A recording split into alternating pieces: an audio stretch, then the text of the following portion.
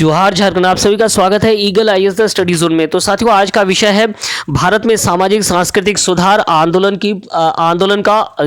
पर हम लोग क्या करेंगे, चर्चा करेंगे और उसके तहत राजा राममोहन राय की जीवनी और उनके उपलब्धियों पर चर्चा करेंगे। चूंकि ये याद रखिएगा, ये सारे प्रश्न जो है जेपीएससी, इसके साथ साथ भारत के विभिन्न लोक सेवा आयोग में बहुत ही महत्वपूर्ण है। तो चलिए पहला प्रश्न ले लेते हैं। पहला प्रश्न, निम्न में किसे भारतीय पुनर्जागरण का जनक माना जाता है? पुनर्जागरण की शुरुआत इटली से मानी जाती है 14वीं और 16वीं शताब्दी के मध्य। और पुनर्जागरण उदय होने का कारण अगर हम इस पर चर्चा करें तो याद रखना है कि उपनिवेशों, नए उपनिवेशों की खोज, व्यापार में वृद्धि और प्रिंटिंग प्रेस के उदय ने जो है पुनर्जागरण के विकास में क्या सहायक भूमिका निभाया। और इसके साथ साथ साहित्यकारों, इतिहासकारों के द्वारा जो की रचनाएं जो है पुनर्जागरण को या प्रबोधन को आगे बढ़ाया था। तो हमारे भारत में भी जो प्रबोधन की शुरुआत हुई थी उसे अग्रगामी के रूप में जो है राजा राममोहन राय को माना जाता है। उनके द्वारा किए गए कार्य या उदारवाद के जो उन्होंने कार्य किए, ये कार्य समाज में सुधार लाने का पहला प्रयास माना जाता है। अतः उन्हें क्या माना जाता है ना, उन्हें पुनर्जागरण का जनक माना जाता है। चलिए नेक्स्ट प्रश्नों के आगे बढ़ते हैं। एक गिफ्ट टू दी मोनोथेसिस या तुफत उल मुनाहुद्दीन के रचनाकार हैं राजा राममोहन राय, बाबा साहेब अंबेडकर, ज्योतिबा फूले या स्वामी विवेकानंद। तो राजा राममोहन राय के द्वारा 1804 में एक गिफ्ट टू दी मोनोथेसिस, एकेश्वरवाद के ऊपर जो है ये रचनाएं लिखी गई थी। और इसके साथ साथ याद रखना कि ज्योतिबा फूले ने 1873 में सत्य शोधक समाज की स्थापना किया था। इनके द्वारा इशारा शिवाजी की जवानी और इसके साथ धर्म तृतीय रत्न लिखा गया था। बाबा साहेब अंबेडकर के द्वारा 1924 में बहिष्कृत हितकारिणी सभा का निर्माण किया गया था। तो एक गिफ्ट टू दी मोनोथेसिस के बारे में अगर हम लोग चर्चा करेंगे तो ये राजा राममोहन राय की क्या है, रचनाएं हैं। चलिए आगे बढ़ते हैं, नेक्स्ट प्रश्न की ओर देखते हैं। नेक्स्ट प्रश्न क्या है, राजा राममोहन राय ने ईस्ट इंडिया कंपनी में अपना कार्य किसके साथ प्रारंभ किया था? थॉमस वुडरूप, विलियम डिग्बी, विलियम कार्य या उपयुक्त में से कोई नहीं। तो थॉमस वुडरूप के अधीन जो है 1803 से उन्होंने कार्य करना प्रारंभ किया और 1814 तक वो लगातार जो है ईस्ट इंडिया कंपनी में कार्य करते रहे। पहले उन्होंने जो है थॉमस वुडरूप जो है मुर्शिदाबाद के रजिस्टर थे और उनके अधीन वो क्लर्क के तौर पर कार्य करना प्रारंभ किया। लेकिन 1805 में उन्होंने जो है विलियम डिग्बी को ज्वाइन किया और विलियम डिग्बी के साथ जहां जहां उनका पोस्टिंग हुआ वो भी गए और साथ में कार्य करते रहे। चलिए नेक्स्ट प्रश्नों की ओर देखते हैं। निम्न में से किस समय काल के दौरान राजा राममोहन राय का कार्यक्षेत्र झारखंड था? तो राजा राममोहन राय जी का आगमन झारखंड भी हुआ था, याद रखना है। 1803 से लेकर 1805 में थॉमस वुडरूप के साथ कार्य करते रहे। बाद में उन्होंने जो है विलियम डिग्बी को ज्वाइन किया। विलियम डिग्बी 1805 में रामगढ़ में क्या बनकर आए? तो रामगढ़ के वो मजिस्ट्रेट बनकर के आए, रजिस्ट्रार बनकर आए और उसके साथ ही वो सृष्टिदार के तौर पर, अर्थात राजा राममोहन राय सृष्टिदार के तौर पर काम करते रहे। विलियम डिग्बी का रामगढ़ से भागलपुर में क्या हो जाता है, स्थानांतर हो जाता है और तब वो उनके साथ भी वहाँ भी कार्य करते रहे। इस प्रकार लगभग 1809 तक जो वो कहाँ पर रहे, 1805 से लेकर 1808 तक जो वो कहाँ पर रहे, झारखंड में रहे। 1809 पे उनका विलियम डिग्बी का स्थानांतरण हो जाता है रंगपुर, बांग्लादेश में, जहाँ वो साथ में राजा राममोहन राय के साथ में कहाँ चले जाते हैं ना, बांग्लादेश चले जाते हैं। चलिए, तो इस प्रकार राजा राममोहन राय जी का झारखंड के साथ भी संबंध है और ये संबंध कब है? तो 1805 से लेकर 1808 तक वो रामगढ़ और भागलपुर अलग अलग क्षेत्रों में काम करते रहे। नेक्स्ट प्रश्नों के आगे बढ़ते देखते हैं। नेक्स्ट प्रश्न क्या है, सामाजिक सुधारों के अंतर्गत संस्था आत्मीय सभा का उद्देश्य क्या था? आत्मीय सभा का निर्माण 1815 में किया गया था और इसका उद्देश्य क्या था ना, इसका उद्देश्य था कि समाज में जो कुलीन प्रथा है, महिलाओं के विरुद्ध जो अत्याचार हो रहे हैं उन पर विरोध करना और सती प्रथा जैसे अर्थहीन सांस्कृतिक प्रथाओं का विरोध करना, अर्थात उपरोक्त सभी।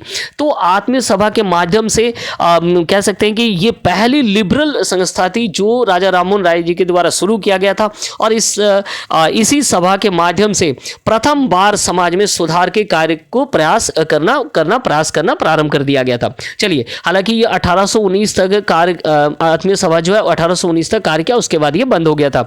आगे बढ़ते हैं नेक्स्ट प्रश्नों की ओर। 19वीं शताब्दी के प्रारंभ में सामाजिक सुधारों के अंतर्गत निम्न में से किस पत्रिका के द्वारा सती प्रथा का व्यापक विरोध किया गया? तो इसका उत्तर होगा संवाद कौमुदी। राममोहन राय ने संवाद कौमुदी के माध्यम से सती प्रथा का व्यापक विरोध किया था। संवाद कौमुदी के स्थापना की अगर हम बात करें तो तारानाथ एवं तारानाथ दत्ता, इसके साथ साथ जो ताराचंद दत्ता और भवानी चरण बंदोपाध्याय के द्वारा जो है 1821 में इसे स्थापित किया गया था। लेकिन बाद में भवानी चंद्र बंदोपाध्याय और राममोहन राय में विभेद हो जाता है। भवानी चंद्र बंदोपाध्याय इस पत्रिका को छोड़ देते हैं जैसे ही वो छोड़ देते हैं उसके बाद राममोहन राय के द्वारा संपूर्ण कार्य जो है संभाला जाता है। संवाद कौमुदी के माध्यम से ही राममोहन राय ने संपूर्ण देश में सती प्रथा के जो सती प्रथा इस प्रकार जो दुष्परिणाम है उसे सबके सामने रखना प्रारंभ कर दिया था। चलिए, इसके साथ साथ याद रखिएगा कि बंगाल गजट जो है ये प्रथम लिबरल पत्रिका मानी जाती है, जिसका प्रकाशन जो है 1816 में शुरू किया गया था। साथ में अगर हम बात करेंगे कि कलकत्ता जर्नल, तो कलकत्ता जर्नल का जो प्रकाशन है वो 1818 में शुरू हुआ था। जेम्स सिल्क बकिंगम के द्वारा शुरुआत किया गया था। कलकत्ता जर्नल और संवाद कौमुदी दोनों के द्वारा, इन दोनों ने जो है उस समय तत्कालीन समाज में जो हमारे जो अंधविश्वास थे या हमारी जो रूढ़ी प्रथा थे उनका घोर विरोध किया गया था। चलिए नेक्स्ट प्रश्नों के आगे बढ़ते हैं। नेक्स्ट प्रश्न क्या है, निम्न में से किस क्षेत्र में ब्रिटिशर्स द्वारा औपचारिक रूप से सती प्रथा को बंद किया गया?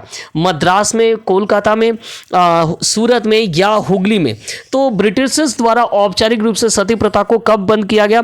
तो कोलकाता में बंद किया था 1798 में। हालांकि 1680 में जो है ब्रिटिश एजेंट, मद्रास के एजेंट स्टोनिसे मास्टर के द्वारा अपने क्षेत्र में सती प्रथा को बंद कर दिया गया था, लेकिन वो ईस्ट इंडिया कंपनी के द्वारा ऑफिशियल नहीं था। ऑफिशियल तौर पर अगर बंद किया गया तो वो 1798 में कोलकाता के आसपास बंद किया गया था। फिर भी ये चोरी छुपे कोलकाता के आसपास के क्षेत्रों में होता था। मूल रूप से श्रीरामपुर के क्षेत्र में ये होता था, चूंकि श्रीरामपुर डेनिस का क्षेत्र था और डेनिसों के द्वारा इस प्रथा को क्या है ना रोका नहीं गया था, उसे चालू रखा गया था। तो डेनिस श्रीरामपुर के जो क्षेत्र है उस क्षेत्र में या कोलकाता के आसपास के क्षेत्र में सती प्रथा जो है घोरतर रूप से चल रहा था। विलियम कैरे जो कि इंग्लिश ब्रिटेन के क्रिश्चियन मिशनरीज के साथ भारत आते हैं, उनके द्वारा सती प्रथा के विरोध में कई कार्य किए गए थे। उन्होंने कोलकाता के आसपास के क्षेत्र में एक सर्वे कराया था और पाया था कि 400 से अधिक जो है महिलाओं को सती प्रथा में हर वर्ष झोंक दिया जाता है और इसके बाद इन सभी के द्वारा सती प्रथा को बंद करने का प्रयास किया गया। चलिए तो आगे बढ़ते हैं, नेक्स्ट प्रश्न की ओर देख लेते हैं कि नेक्स्ट प्रश्न क्या है। सती प्रथा को बंद किया गया, तो सती प्रथा को बिल्कुल 1829 में बंद कर दिया गया। विलियम बेंटिंग के द्वारा रेगुलेशन 17 के द्वारा इसे बंद कर दिया गया। ठीक है, चलिए तो सती प्रथा जैसे घिनौने सामाजिक जो कुप्रथा है उसे 1829 में क्या कर दिया गया, बंद कर दिया गया विलियम बेंटिंग के द्वारा। नेक्स्ट प्रश्नों के आगे बढ़ते हैं। नेक्स्ट प्रश्न क्या है, निम्न में किसके द्वारा प्रथम बार धन के बहिर्गमन सिद्धांत का प्रतिपादन करने का प्रयास किया गया था? राजा राममोहन राय, दादा भाई नौरोजी, रमेश चंद्र दत्त या गोपाल कृष्ण गोखले? नॉर्मली हम लोग ये जानते हैं कि दादा भाई नौरोजी ने जो है धन के बहिर्गमन सिद्धांत को ईस्ट इंडिया एसोसिएशन के दूसरे बैठक में लंदन में दिया था, लेकिन इसका पहला जो प्रयास किया गया था वो राजा राममोहन राय के द्वारा किया गया था। इनके द्वारा जो है एक आकलन किया गया था जो कि सिलेक्शन कमेटी के सामने 1830 में रखा गया था और उन्होंने 3 मिलियन पाउंड जो है भारत के यहाँ से जो है अंग्रेजों के भारत से जो है धन का बहिर्गमन के सिद्धांत दिया था कि 3 मिलियन पाउंड तक जो है धन का बहिर्गमन हो रहा है। और इसके बाद जो है दादा भाई नौरोजी ने 1867 में धन के बहिर्गमन सिद्धांत को अपने ऐसे इंग्लैंड डेब्ट टू इंडिया के तहत रखा था। तो इस प्रकार हम देख रहे हैं कि सबसे पहले धन के बहिर्गमन सिद्धांत का जो प्रतिपादन किया गया था वो सिलेक्शन कमेटी में किसके द्वारा रखा गया था? तो वो राममोहन राय के द्वारा ही सिलेक्शन कमेटी में रखा गया था। मिसेस लॉयड और मेलवेली के विटनेस में इसे रखा गया था। चलिए आगे बढ़ते हैं। राजा राममोहन राय के द्वारा इंडियन जूरी एक्ट 1827 का विरोध क्यों किया गया? इंडियन जूरी एक्ट 1826 में पास किया गया था, जिसके तहत जो जूरी का निर्माण किया जाएगा उसमें क्रिश्चियन यूरोप होंगे और क्रिश्चियन यूरोप के द्वारा क्रिश्चियन का केस देखा जाएगा और इसके साथ साथ जो भारतीय हैं उनका भी केस देखा जाएगा। अर्थात ज्यूरी में कोई भी भारतीय मेंबर शामिल नहीं होंगे, चाहे वो हिंदू हो या मुस्लिम हो। तो इस प्रकार इस प्रथा से धार्मिक भेदभाव उत्पन्न हो रहा था, जिसका घोरतर विरोध किया गया। किसके द्वारा? तो याद रखिएगा, जिसका घोरतर विरोध राजा राममोहन राय के द्वारा किया गया और इसके बाद इंडियन ज्यूरी एक्ट में संशोधन करके उसे पुनः 1830 के आसपास उसे नए रूप से लागू किया गया। चलिए नेक्स्ट प्रश्नों की ओर देखते हैं। राजा राममोहन राय के द्वारा महिला अधिकारों को सुरक्षित रखने के लिए brief remark regarding to the modern encroachment of the ancient right of female according to the Hindu law of inheritance लिखा गया था। कब? 1814, 1819, 1822 या 1827? तो 1822 ईस्वी में इसका प्रकाशन किया गया। इसके तहत ऐसे के तहत वो ये दिखाना चाहते थे कि किस प्रकार हमारे प्राचीन धर्म ग्रंथों में भी महिलाओं के अधिकार थे, लेकिन लेकिन आधुनिक काल आते आते उनमें क्या हो गए थे ना, उनमें परिवर्तन हो गया था। तो इन सभी को समेटने का उन्होंने प्रयास किया था कि महिलाओं के जो अधिकार थे वो हमारे समाज में पहले से ही व्याप्त थे, लेकिन धीरे धीरे समय के साथ क्या है ना, परिवर्तन आते गए और उनके अधिकार जो है संकुचित होते गए। तो 1822 ईस्वी में इसका प्रकाशन किया गया था। आगे बढ़ते हैं नेक्स्ट प्रश्नों की ओर। राजा राममोहन राय द्वारा मिशनरीज के सिद्धांतों के विरुद्ध जो है किस पत्रिका का विमोचन किया गया था? बर्मनिकल मैगजीन, मिरातुल अकबर, समाचार दर्पण या संवाद कौमुदी? तो मिशनरीज संस्थाओं के विरुद्ध जो है बर्मनिकल मैगजीन का प्रकाशन किया गया था 1822 में, ठीक है। और चूंकि मिशनरीज के द्वारा जो है वेदांत सिद्धांतों का विरोध किया जा रहा था, उपनिषद सिद्धांतों या जो धार्मिक सिद्धांत थे उनका क्या किया जा रहा, विरोध किया जा रहा था। तो इस सिद्धांत के विरुद्ध में जो है राजा राममोहन राय ने ब्रह्मिकल सिद्धांत का प्रकाशन किया था। 1821 में इसका प्रकाशन किया गया था, याद रखिएगा 1821 में इसका प्रकाशन किया था, जिसके 12 इशू जो है जारी किए गए था। और इसमें उन्होंने ये सिद्ध करने का प्रयास किया था कि जो सिद्धांत है वेद और उपनिषदों में जो सिद्धांत है वो क्या है, हमारे समाज में निहित है और वो क्या है ना, गलत नहीं है। चलिए आगे बढ़ते हैं नेक्स्ट प्रश्नों की और। नेक्स्ट प्रश्न क्या है? The percept of Jesus the guide to peace and happiness का प्रकाशन कब किया गया? तो इसका प्रकाशन जो है 1820 में किया गया था और ये भी उन सभी प्रकाशन में से एक है। जैसे एकेश्वरवादियों का सिद्धांत हो गया, इसके साथ महिला अधिकारों के रक्षा के लिए उन्होंने सिद्धांत दिया। परसेप्ट ऑफ जीसस में भी जो है उन्होंने इस सिद्धांत को प्रतिपादन किया। तो एक एक करके हम देख पा रहे हैं उनके द्वारा लिबरलिज्म के लिए, समाज के सुधार के क्षेत्र में कई कार्य किए गए। आगे बढ़ते हैं नेक्स्ट प्रश्नों की ओर। देखते हैं नेक्स्ट प्रश्न क्या है। राजा राममोहन राय द्वारा संस्कृत स्कूल स्थापना के विरुद्ध किसे पत्र लिखा गया? लॉर्ड रिपन को लिखा गया, लॉर्ड लिटन को लिखा गया, लॉर्ड एमहर्स्ट को लिखा गया या लॉर्ड बेंटिक को लिखा गया? चलिए तो देखते हैं। याद रखिएगा कि दिसंबर 1823 को लॉर्ड एमहर्स्ट को लिखा गया था, एक लेटर लिखा गया था। किसके द्वारा? राजा राममोहन राय के द्वारा। उन्होंने संस्कृत स्कूल स्थापना का विरोध किया था, जोर तोड़ विरोध किया था कि संस्कृत स्कूल तो पूर्व से ही है और हमारे यहाँ पर संस्कृत स्कूल स्थापना करके हम भारत के समाज को और पीछे की ओर धकेल रहे हैं। तो इस प्रकार उन्होंने जो है इसका विरोध किया था और इसके तहत उन्होंने लॉर्ड एमहर्स्ट को क्या लिखा था ना, चिट्ठी लिखा था। आगे बढ़ते हैं नेक्स्ट प्रश्नों की ओर। देखते हैं नेक्स्ट प्रश्न क्या है। निम्न में से किस संस्था के स्थापना में राजा राममोहन राय की भूमिका पाई जाती है? Hindu college, Anglo Hindu school, Vedanta college या उपरोक्त सभी? तो उपरोक्त सभी में राजा राममोहन राय की भूमिका पाई जाती है। हिंदू कॉलेज की स्थापना 1816 में डेविड हेयर सुप्रीम कोर्ट के जज सर हाइड ईस्ट के द्वारा और राधाकांत देव के द्वारा किया गया था। हालांकि राममोहन राय की भूमिका इसमें थी लेकिन वो फ्रंट में नहीं आए थे। इसके साथ एंग्लो हिंदू स्कूल की स्थापना जो 1822 में राजा राममोहन राय के द्वारा किया गया था और वेदांत कॉलेज की स्थापना 1825 में राजा राममोहन राय के द्वारा ही किया गया था। तो ये कह सकते हैं कि उपरोक्त सभी में राजा राममोहन राय की भूमिका पाई जाती है इन सभी शिक्षण संस्थानों के स्थापना में। चलिए आगे बढ़ते हैं और देखते हैं नेक्स्ट प्रश्नों के क्या है। निम्न में से किस पत्रिका को राजा राममोहन राय के द्वारा प्रेस सेंसरशिप नियम अप्रैल 1823 के कारण जो है बंद कर दिया जाता है? ब्रह्मनिकल मैगजीन, मिरातुल अकबर, संवाद कौमुदी या उपरोक्त सभी? तो याद रखिएगा मिरातुल अखबार को जो है 1823 के सेंसरशिप के कारण बंद करना पड़ता है। किसे? तो राजा राममोहन राय को। WB बैली के द्वारा अप्रैल 1823 में सेंसरशिप का ऑर्डिनेंस पास किया जाता है और इस ऑर्डिनेंस के पास होने के बाद मिरातुल अखबार को क्या किया जाता है ना, बंद कर दिया जाता है। चलिए आगे बढ़ते हैं नेक्स्ट प्रश्नों की ओर। आगे देखते हैं क्या है। निम्न में से कौन ब्रह्म समाज के संस्थापक माने जाते हैं? राममोहन राय, राममोहन राय या द्वारकानाथ टैगोर, देवेंद्रनाथ टैगोर, केशव चंद्र सेन, आत्माराम पांडुरंग या राजा राममोहन राय, डेविड हेयर? तो इसका उत्तर क्या होगा? इसका उत्तर होगा राममोहन राय और द्वारकानाथ टैगोर जो है 1828 में जो है ब्राह्मो समाज के संस्थापक माने जाते हैं। हालांकि द्वारकानाथ टैगोर जो उनके साथ हमेशा रहे, उन्होंने कुलीन तंत्र के विरुद्ध जो है क्या किया था ना, जोरदार प्रहार किया था ब्राह्मो समाज के माध्यम से। चलिए आगे बढ़ते हैं और देखते हैं नेक्स्ट प्रश्न क्या है। निम्न में से किस संस्था के द्वारा सामाजिक सुधारों का विरोध करते हुए परंपरागत प्रथाओं का समर्थन किया गया? उस समय जब राजा राममोहन राय के द्वारा और अन्य कई समाज सुधारों के द्वारा जो है समाज में कुप्रथाओं का विरोध किया जा रहा था, वहीं कई ऐसे सभाएं थी जिन्होंने परंपरागत प्रथाओं को बनाए रखने के लिए जो है राजा राममोहन राय के साथ साथ अन्य कई सुधारकों का विरोध भी शुरू कर दिया था।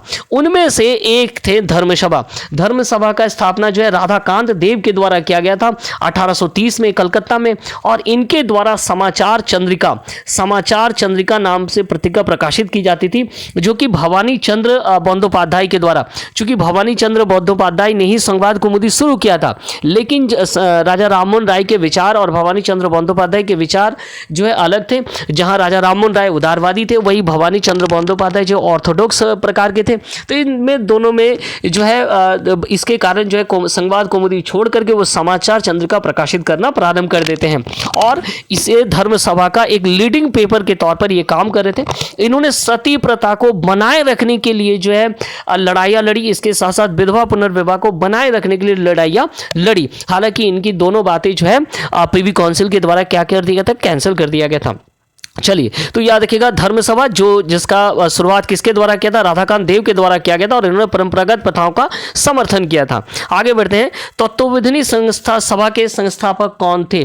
तो तत्वबोधिनी सभा के संस्थापक थे देवेंद्रनाथ टैगोर, जो कि राजा राममोहन राय के मृत्यु के बाद ब्रह्मो समाज का संचालन कर रहे थे। तो देवेंद्रनाथ टैगोर के द्वारा जो है तत्वबोधिनी सभा पत्रिका का शुरुआत किया गया था। तत्वबोधिनी सभा जो है 1839 में शुरू हुआ, और इसके साथ साथ तत्वबोधिनी पत्रिका भी शुरू किया गया था। तत्वबोधिनी पत्रिका का जो संपादक थे वो अक्षय कुमार दत्त थे। ठीक है, तो अक्षय कुमार दत्त के संपादन में तत्वबोधिनी पत्रिका शुरू किया गया। हालांकि तत्वबोधिनी सभा जो है देवेंद्रनाथ टैगोर द्वारा संचालित किया था। 1842 में देवेंद्रनाथ टैगोर जो है कहाँ आ जाते हैं ना, वो ब्रह्मो समाज में सम्मिलित हो जाते हैं, और 1843 में क्या होता है ना, तत्वबोधिनी सभा और ब्रह्मो सभा का विलय हो जाता है। देवेंद्रनाथ टैगोर के बारे में कहा जाता है कि उन्होंने कट उपनिषद का बंगाली में ट्रांसलेशन किया था। चलिए आगे बढ़ते हैं नेक्स्ट प्रश्नों की ओर। तत्वबोधिनी सभा एवं ब्रह्मो समाज का विलय कब हुआ? तो जैसे कि मैंने आपको कहा कि 1843 में तत्वबोधिनी सभा और ब्रह्मो समाज का क्या हो गया ना, विलय हो गया था। चलिए आगे बढ़ते हैं नेक्स्ट प्रश्न की ओर, देखते हैं नेक्स्ट प्रश्न क्या है। निम्न में किसके नेतृत्व के अधीन ब्रह्मो समाज का सबसे अधिक प्रसार हुआ? द्वारकानाथ टैगोर, देवेंद्रनाथ टैगोर, केशव चंद्र सेन या राजा राममोहन राय? तो इसका उत्तर होगा केशव चंद्र सेन। केशव चंद्र सेन के प्रवेश के साथ ही 1858 में केशव चंद्र सेन का प्रवेश होता है, और इसके साथ ही जो है ब्रह्म समाज का पंजाब के साथ साथ संयुक्त प्रांत, इन मद्रास, इन सभी क्षेत्रों में क्या है फैलाव होना शुरू हो जाता है। तो सबसे अधिक जो है प्रसार हुआ था कब? तो केशव चंद्र सेन के आगमन से हुआ। किन के वाक पटुता के माध्यम से जो है ब्रह्म समाज का सबसे अधिक प्रसार माना जाता है। चलिए आगे बढ़ते हैं और देखते हैं कि नेक्स्ट प्रश्न क्या है। नेक्स्ट प्रश्न है कि ब्रह्म समाज में प्रथम विघटन के फलस्वरूप केशव चंद्र सेन ने किस संस्था का निर्माण किया था? केशव चंद्र सेन के द्वारा भारतीय ब्रह्म समाज का निर्माण किया गया था 1866 को। 1865 में जो है पहला विघटन देखने को मिलता है ब्रह्म समाज में। उनका और देवेंद्रनाथ टैगोर का विरोध हो जाता है, और इस विरोध के कारण जो केशव चंद्र सेन ने भारतीय ब्रह्म समाज का निर्माण किया। वहीं देवेंद्रनाथ टैगोर ने आदि ब्रह्म समाज का निर्माण किया। इसी केशव चंद्र सेन ने अपनी पुत्री का विवाह जो है कूच विहार के ठाकुर से कर देने के बाद 1878 में पुनः एक बार ब्रह्म समाज का क्या होता है, विभाजन होता है, और फिर साधारण ब्रह्म समाज निकल करके आता है। तो इस प्रकार ब्रह्म समाज में 2 बार क्या है ना विभाजन हुआ है। चलिए वहीं अगर हम बात करें यंग बंगाल के, तो यंग बंगाल हेनरी वेबरिन डेरेजियो के द्वारा जो है संचालित किया जाने वाला एक लिबरल संस्था था। चलिए आगे बढ़ते हैं नेक्स्ट प्रश्नों की ओर। निम्न में से किसके द्वारा लाहौर में ब्रह्म समाज को स्थापित किया गया था?